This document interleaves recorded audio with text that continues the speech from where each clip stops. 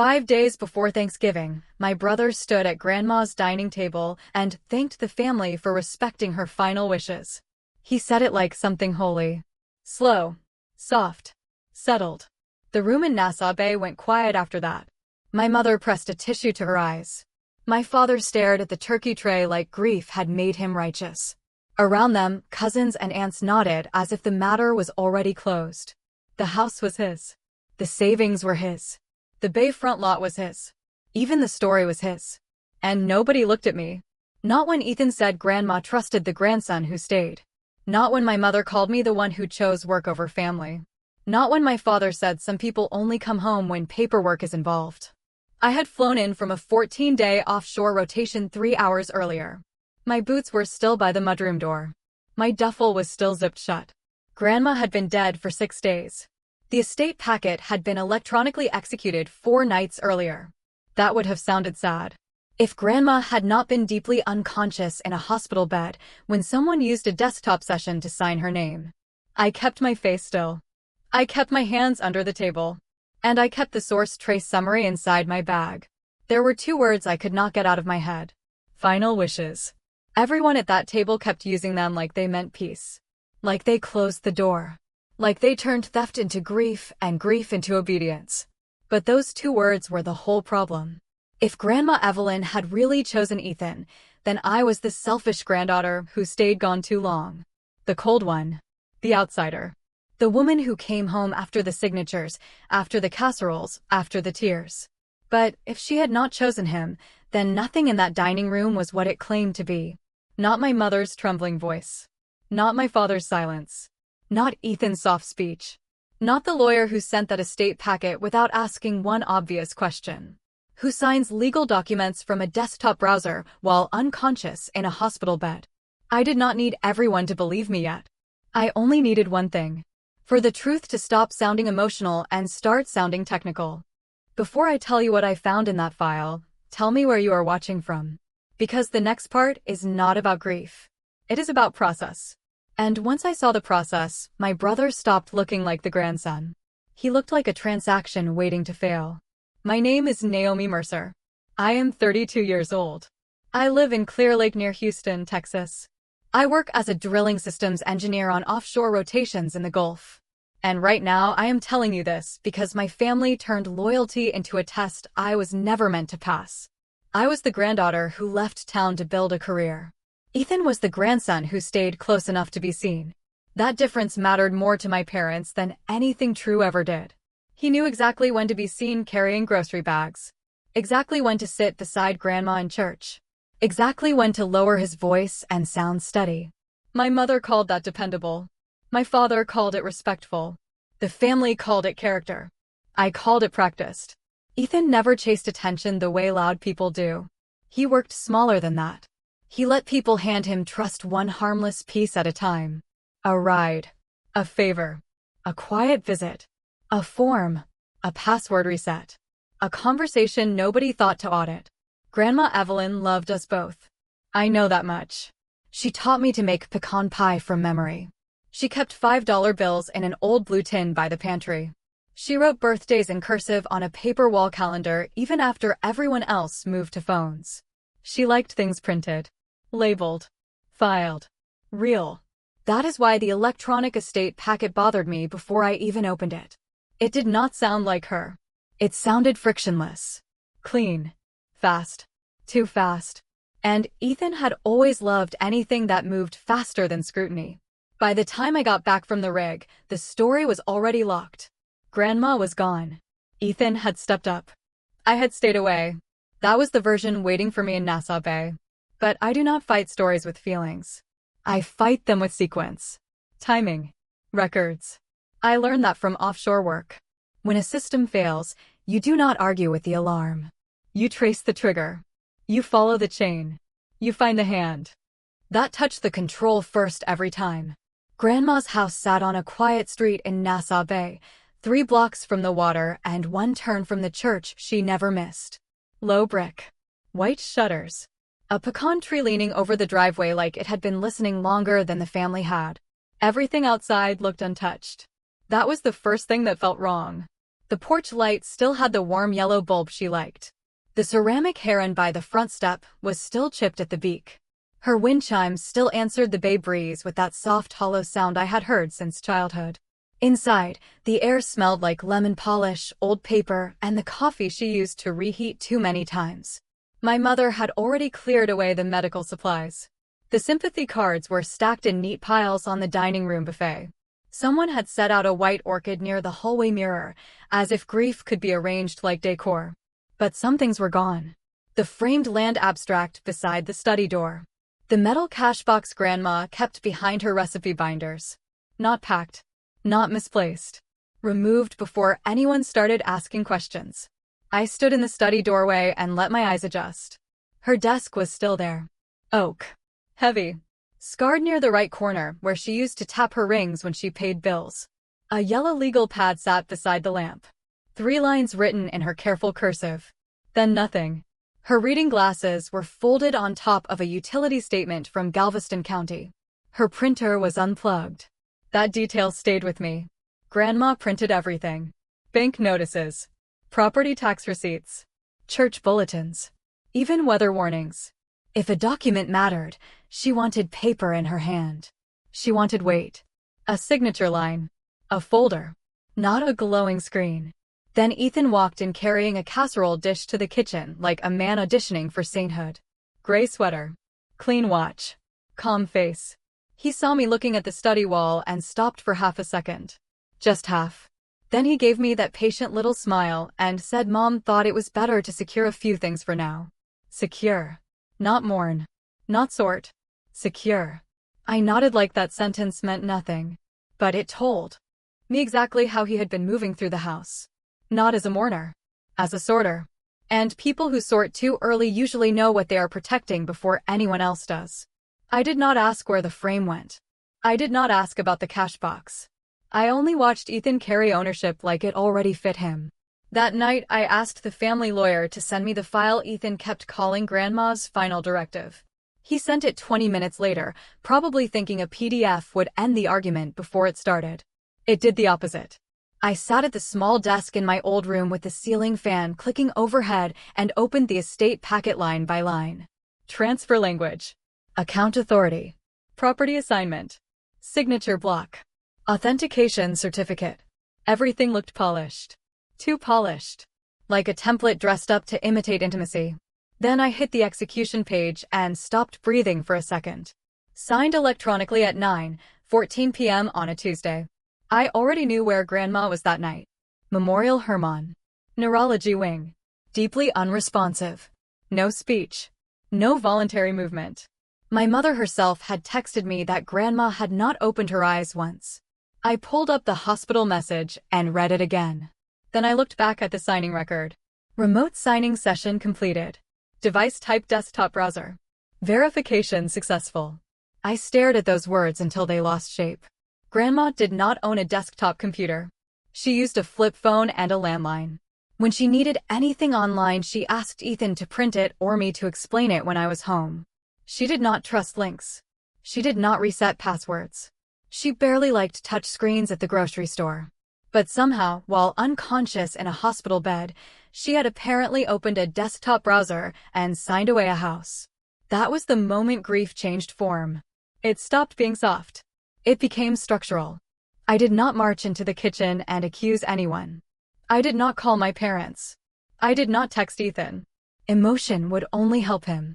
He already had the family narrative. I needed process. On the rig, false readings waste time. At home, they bury truth. Either way, you do not argue with signals. You trace them. So I saved the file metadata. I copied the timestamp. I screenshotted the certificate trail. Then I called a cybersecurity investigator in Houston who handled digital fraud and access trail work for civil firms. I kept my voice flat when he answered. I need to know who actually initiated this signing session, I said. There was a pause on the line. Then he asked the only question that mattered. Do you have the source records? I looked at the file on my screen and finally felt the first clean edge of certainty. Yes, I said. And I think my brother touched something he should not have. 2 days later, I asked everyone to meet at the lawyer's office in Webster. My mother came in first. tissue in hand, chin high. My father followed her with that tired look he used when he wanted to seem above conflict. Ethan arrived last, carrying coffee for everyone except me.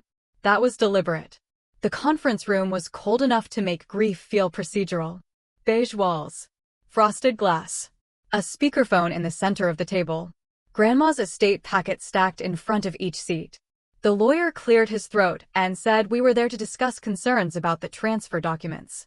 My mother leaned forward before he finished. There are no concerns, she said. Naomi is upset. That is all this is. I looked at her, then at the packet. Read it, I said. She frowned like I had insulted her. We already know what it says. Then read it, I said again. My father finally spoke. Naomi, this is not the time to make a scene. No one is making a scene, I said. I am asking for one page to be read out loud. Ethan sat back in his chair and folded one leg over the other. Calm. Loose. Practiced. I am not reading all that, he said. It is straightforward. Grandma made her decision. I turned to him. If it is simple, read the execution section. The room went still. The lawyer adjusted his glasses and opened the packet to the signature page. He started reading the authentication language in a flat voice. Remote session. Electronic execution. Identity verification complete. I stopped him with one hand. By what method, I asked. He blinked. Excuse me. What method verified identity, I said. Not the label. The method. He looked down again. Slower this time. Knowledge-based authentication prompts were triggered, followed by confirmation through the linked account. Linked to whom, I asked. My mother let out a sharp breath. This is ridiculous. No, I said. Ridiculous is pretending Grandma learned desktop authentication while unconscious in a neurology ward.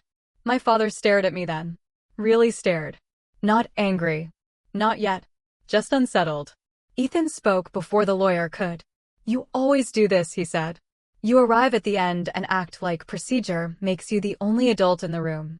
I kept my eyes on him. Then help me understand, I said. Tell me when Grandma started using desktop browsers. He said nothing. That was the crack. Small. Clean. Visible. The lawyer looked down at the packet again. This time he was not protecting Ethan. He was protecting himself. I saw it happen in his face. For the first time, the room stopped treating the document like a tribute and started treating it like a process. That was enough for me to keep pushing harder.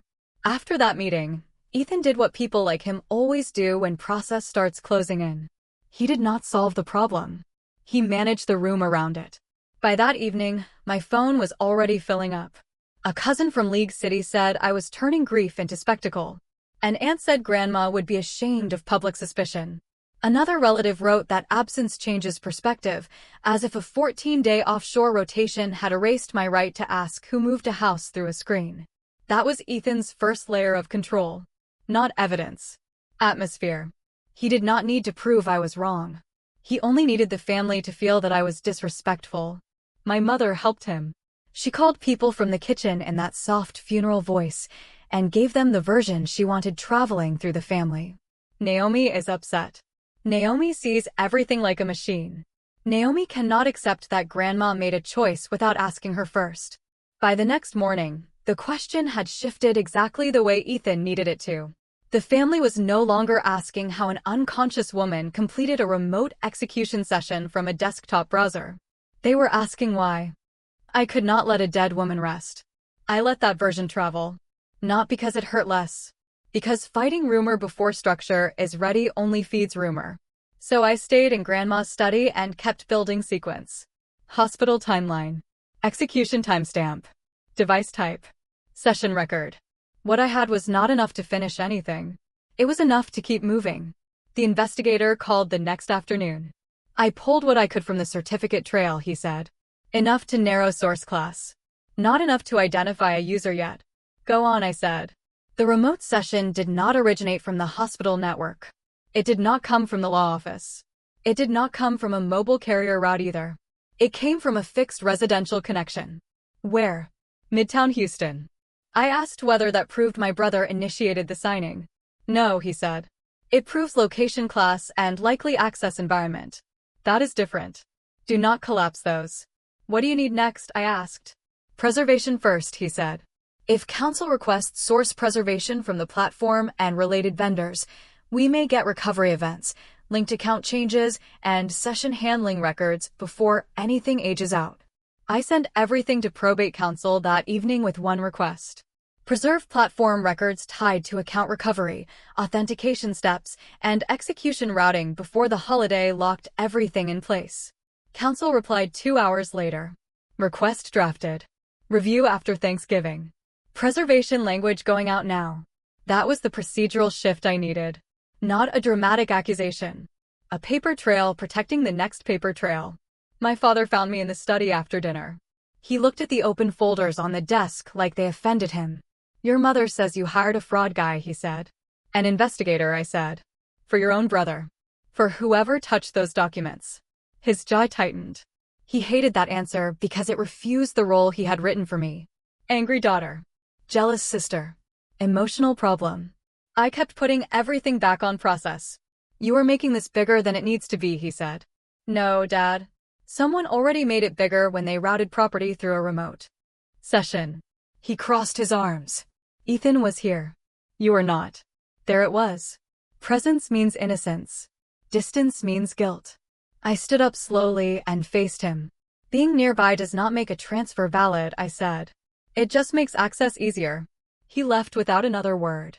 That night, I went through more of Grandma's paper things. Near the kitchen phone, I found a spiral pad with reminder notes in her careful cursive. Church calls. Prescription pickup. Birthday cards to mail. Halfway down one page was a line that changed the shape of the whole case. Email backup address. N. Mercer. Mine, not Ethan's.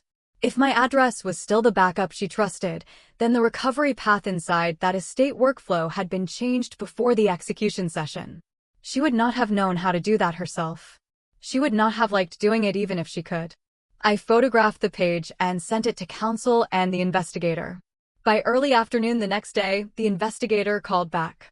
Platform preservation had not produced full content yet, but counsel had gotten confirmation of one important thing. For days before the estate packet was executed, the recovery contact on the linked account had been changed. Not from Grandma's home. Not from the hospital. From the same Midtown residential connection, class, tied to the later signing session. Changed to what, I asked. A burner address, he said. He read it out. Plain. Disposable. Random numbers on the end. Can you connect it to Ethan, I asked. Not directly yet, he said. But now we know the recovery path was altered before execution. That matters. It moves this from suspicious timing to staged access. That was my second real payoff. Not a confession. Not a final win. A mechanism. Someone had not just benefited from the transfer. Someone had prepared the lane first. I needed more than pressure. I needed overlap. That came from a place I did not expect. The following morning, my mother asked me to clear old magazines and donation piles from the breakfast room before relatives arrived for Thanksgiving. Ethan had been using the side table there as a drop spot for mail, church envelopes, and catering receipts. Mixed into the stack was a printout. Ethan had clearly been using a crypto exchange support page, margin call procedures, cure deadline, linked recovery contact, coffee on one corner, his handwriting across the top. Reset before Friday. That alone did not prove anything criminal. It proved panic. Under it sat a window envelope from a private lending group. Final notice enclosed. I did not open it. I did not need to. The return address matched a firm name the investigator had already mentioned after checking civil filing databases and open collection records tied to Ethan Mercer in Harris County. This time when I called, the investigator did not sound surprised. That is useful, he said. Photograph what is in plain view and leave it where you found it. I did exactly that. Later that afternoon, he called one more time. The burner address from the estate recovery change had also surfaced in a creditor contact trace tied to one of the collection matters counsel was mapping. Not a full account file. A contact trace. Enough to show the same disposable address had appeared in both places. Same burner. Same pressure window. Same Midtown source class. Now I had what I needed. Not for a final legal conclusion. For a social collapse. Thanksgiving was not my courtroom. It was the place where Ethan believed he had already won. He had spent days doing what polished family favorites do best. Social control first. Procedural minimization second. He kept summarizing instead of reading. Kept softening instead of answering. Kept using grief like a blanket to cover access, timing, and authentication. But structure was catching up. He still thought the danger was emotional. So I stopped arguing completely. Silence can be surrender. Or setup. Mine was setup. Wednesday night, after everyone went to bed, I built the sequence on my tablet. No shouting. No loaded claims I could not support. Just records in order. Hospital status. Execution timestamp. Residential source class. Recovery change. Burner overlap. Debt pressure. Review submission. Clean pages. Short labels. No place for Ethan to hide inside summary. Then I sent the final review packet to probate counsel and the investigator with one line. I am not using Thanksgiving to end this. I am using it to end his version first. By then I understood the trap. Ethan had ruled the family through atmosphere. I was about to take the air away. Thanksgiving came polished and tense. My mother used the good china. Silver trays covered the counters. Sweet potatoes glazed in brown sugar. Turkey under foil. Football low on the side television. Cousins drifting between the den and dining room with paper plates and careful smiles. Ethan moved through all of it like he belonged at the center. He carved turkey for my father. Pulled out chairs for older relatives. Touched shoulders lightly when he passed. Every move said the same thing. I am the one carrying this family now. My mother watched him with red eyes and quiet pride. My father stayed near the end of the table, serious and withdrawn. Nobody asked me to carve. Nobody asked me to say grace. Good. I waited until everyone had food. Until the room softened. Until he felt safe enough to perform. Then Ethan stood and lifted his glass. Just like before. He thanked everyone for coming. He spoke about Grandma Evelyn with that careful ache in his voice. Duty. Sacrifice. Showing up. Carrying weight without complaint. Then he said he hoped everyone would respect what Grandma wanted and stop turning private grief into suspicion. That line was for me. I let it land. Then I stood with my tablet in my hand. I found something for Grandma too, I said. Just a short memorial slideshow before dessert. The room relaxed instantly. My aunt smiled. One cousin muted the game.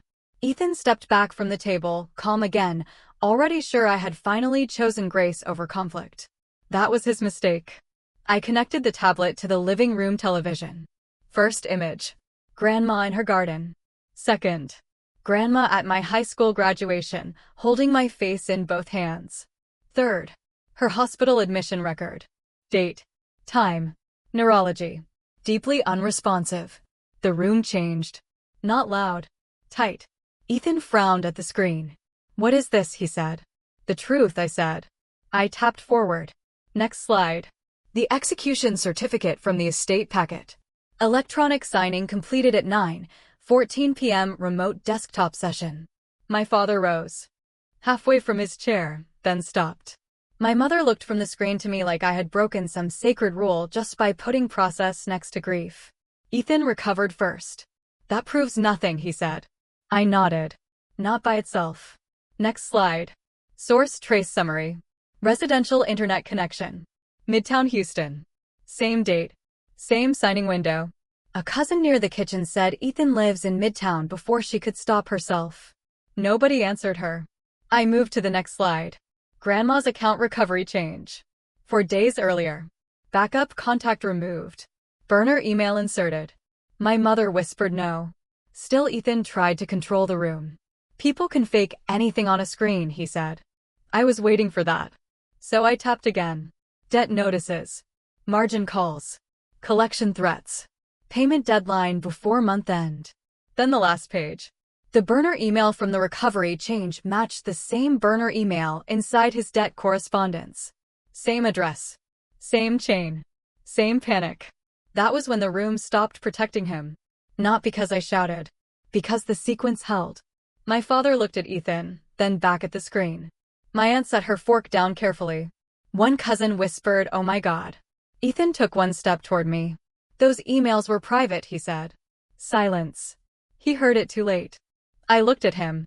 So they are real, I said. His mouth opened. Then closed. My mother started shaking her head. Not at me. At the collapse of the version she had chosen because loving Ethan that way had always been easier than questioning him. My father finally spoke. Ethan. Just his name. Nothing else. That was worse. I tapped to the final screen. Review packet submitted to probate counsel and digital fraud investigators. Source preservation requested. Document examination pending. Hospital timeline attached. Recovery records. Source trace. Debt overlap. I did not say prison. I did not need to. I had already taken away the one thing he lived on. Presumption. Ethan stared at me like I had betrayed the family. Maybe I had. If the family he meant required silence to survive. He said, "You are doing all this over a house." I held his eyes. "No," I said. "I am doing this over forgery dressed up as grief." He looked at my parents for rescue. It was gone. My mother sat down slowly. My father did not defend him. Nobody asked me to turn the screen off. So I gave Ethan the only line that mattered. That is not your version. That is what the records show. And nobody at that table challenged it. Nobody touched dessert after that. My aunt carried the pecan pie back into the kitchen. My cousin turned the football game off. Plates stayed on the table. Even the silverware sounded careful, like the whole room had remembered too late that grief had been doing someone else's work. Ethan tried once more before people started leaving. He said I was twisting technical records into a family attack. He said online platforms make innocent things look suspicious. He said I had always wanted a reason to punish him for being the one Grandma trusted more. I did not debate him. I handed my father a printed summary of the review packet. Then I handed my mother the hospital timeline. "Read them in the morning," I said. That was all.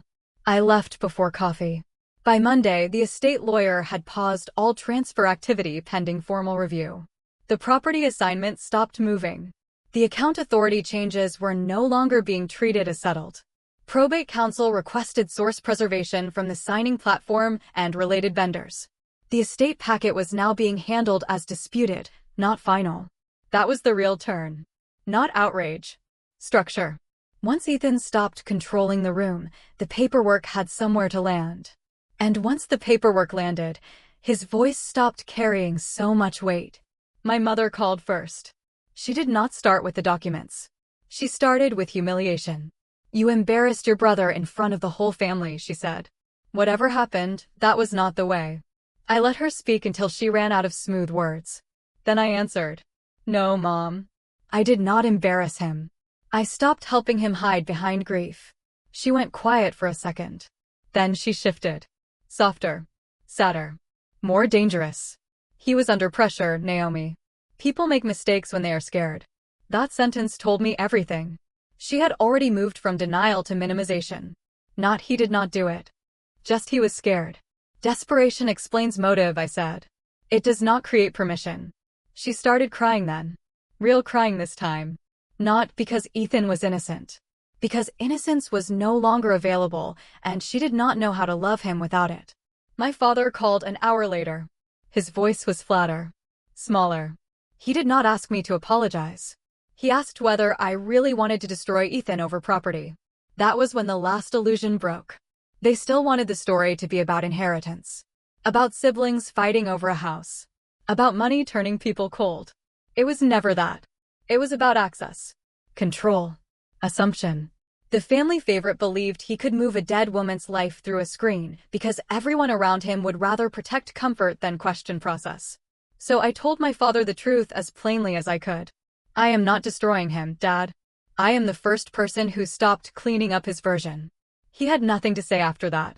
In the weeks that followed, relatives began circling back with careful language. Misunderstanding. Stress. Painful situation. Nobody used the words fraud or forgery unless they were speaking in a whisper. People like truth best when it stays abstract. The moment truth points at someone they sat beside at dinner, they start asking for softer terms. I did not help them soften it. I did not need the family back. I needed the lie gone. Grandma's name was cleared first. That mattered more to me than the house. The electronic packet stayed under challenge. Her estate moved back into proper review. Her choices were no longer being narrated by the person who benefited most from replacing them. After the holidays, I drove back to Clear Lake and took the next offshore rotation they offered. 12 days out. 12 days back. Steel decks. Salt air. Control panels. Systems that either hold or fail. No one asking me to confuse loyalty with silence. That kind of life fit me better than my family ever had. The lesson was ugly, but clean. Some people do not love truth. They love access. Some families do not protect what is right. They protect what feels familiar. And if someone keeps asking you to trust their version, instead of reading the record, stop listening. Read it yourself. The favorite child looks harmless until the documents speak. What did your family call love when it was really control? Tell me in the comments.